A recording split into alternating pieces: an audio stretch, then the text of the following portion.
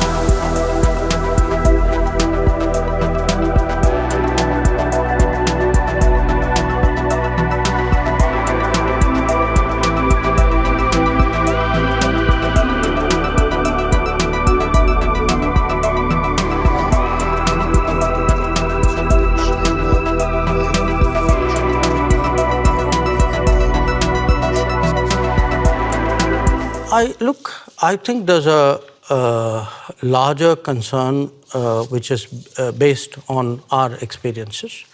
The concern is that we had agreements with China not to mass forces in our border areas.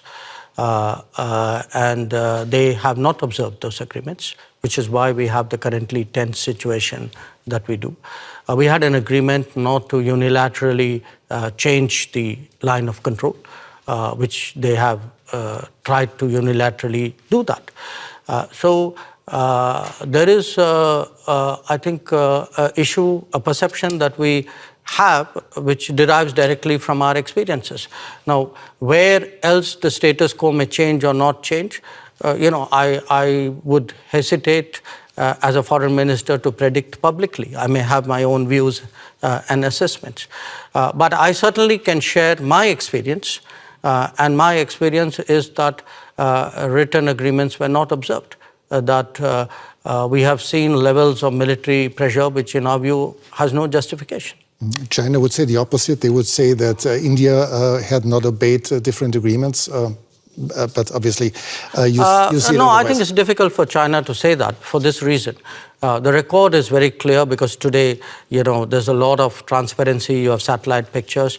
If you see who moved the forces to the border areas first, I think the record is very clear. So it's very difficult for China to say what you suggested they could.